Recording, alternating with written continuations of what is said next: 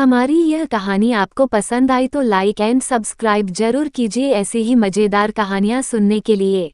बिल्ली का न्याय। एक वन में एक पेड़ की खो में एक चकोर रहता था। उसी पेड़ के आसपास कई पेड़ और थे जिन पर फल व बीज उगते थे। उन फलों और बीजों से पेट भरकर चकोर मस्त पड़ा रहता। इसी प्रकार कई वर्ष बीत गए। एक दिन उड़ते उड़ते एक और चकोर सांस लेने के लिए उस पेड़ की टहनी पर बैठा। दोनों में बातें हुई। दूसरे चकोर को ये जानकर आश्चर्य हुआ कि वह केवल पेड़ों के फल व बीज चुगकर जीवन गुजार रहा था। दूसरे चकोर ने उसे बताया, भाई, दुनिया में खाने के लिए केवल फल और बीज ही नहीं होते और भी कई स्वादिष्ट चीजें हैं। उन्हें भी खाना चाहिए। खेतों में उगने वाले अनाज तो बेजोड़ होते हैं। कभी अपने खाने का स्वाद बदल कर तो देखो। दूसरे चकोर के उड़ने के बाद वह चकोर सोच में पड़ गया। उसने फैसला किया कि कल ही वह दूर नजर आने वाले खेतों की ओर जाएगा और उस अनाज नाम की चीज का स्वाद चख कर देखेगा। दूसरे दिन चकोर उड़कर एक खेत के पास उतरा। खेत में धान की फसल उगी थी। चकोर ने कोंपलें खाईं। उसे वह अति स्वादिष्ट लगी। उस दिन के भोजन में उसे इतना आनंद आया कि खाकर तृप्त होकर वहीं आंखें मूंद कर सो गया। इसके बाद भी वह वहीं पड़ा रहा। रोज खाता पीता और सो जाता। 6-7 दिन बाद उसे सुधाई की घर लौटना चाहिए। इस बीच एक खरगोश घर की तलाश में घूम रहा था। उस इलाके में जमीन के नीचे पानी भरने के कारण उसका बिल नष्ट हो गया था। वो उसी चकोर वाले पेड़ के पास आया और उसे खाली पाकर उसने उस पर अधिकार जमा लिया और वहां रहने लग गया। जब चकोर वापस लौटा तो उसने पाया कि उसके घर पर तो किसी और का कब्जा हो गया है। चकोर क्रोधित होकर बोला, ए भाई, तू कौन है और मेरे घर में क्या कर रहा है? खरगोश ने दांत दिखाकर कहा, मैं इस घर का मालिक हूँ।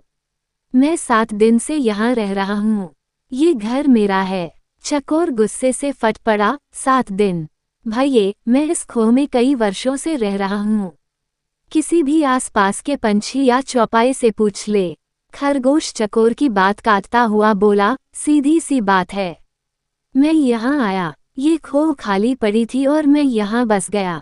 मैं क्यों अब पड़ोसियों से पूछता फिरूं?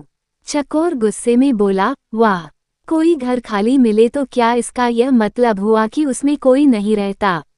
मैं आखिरी बार कह रहा हूँ कि शराफत से मेरा घर खाली कर दे वरना। उद्धरण चिन्ह। खरगोश ने भी उसे ललकारा, वरना तू क्या कर लेगा? ये घर मेरा है, तुझे जो करना है कर ले। चकोर सहम गया। वो मदद और न्याय की फरियाद लेकर पड़ोसी जानवरों के पास गया। सबने दिखावे की हूँ की, परंतु ठोस रूप से कोई सहायता करने सामने नहीं आया। एक बूढ़े पड़ोसी ने कहा, ज्यादा झगड़ा बढ़ाना ठीक नहीं होगा। तुम दोनों आपस में कोई समझौता कर लो। पर समझौते की कोई सूरत नजर नहीं आ रही थी, क्योंकि खरगोश किसी शर्त पर खो छोड़ने को तैयार नहीं था। अंत में लोमड़ी ने उन्हें सलाह दी, तुम दोनों किसी ज्ञानी ध्यानी को पंच बनाकर अपने झगड़े का फैसला उससे करवाओ। दोनों को ये सुझाव पसंद आया। अब दोनों पंच की तलाश में इधर उधर घूमने लगे। इसी प्रकार घूमते घूमते वे दोनों एक दिन गंगा किनारे आ निकले। वहां उन्हें जप तप में मग्न एक बिल्ली नजर आई। बिल्ली के माथे पर तिलक था, गले में जनेऊ और हाथ में माला लिए मृगछाल पर बैठी वो पूरी तपस्विनी लग रही थी। उसे देखकर चकोर व खरगोश खुशी से उछल पड़े।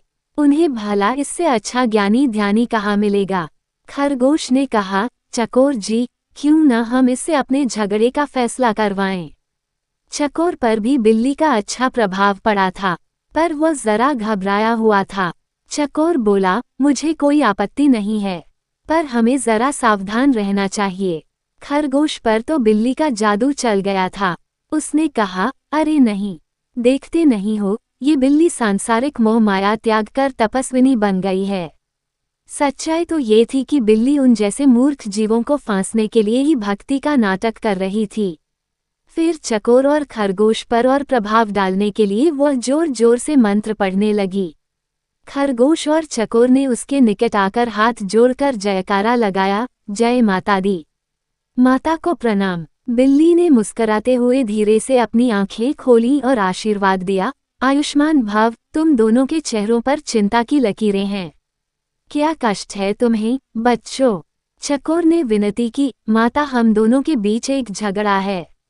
हम चाहते हैं कि आप उसका फैसला करें। बिल्ली ने पलकें झपकाई, हरे राम, तुम्हें झगड़ना नहीं चाहिए, प्रेम और शांति से रहो। उसने उपदेश दिया और बोली, खैर, बताओ, तुम्हारा झगड़ा क्या है?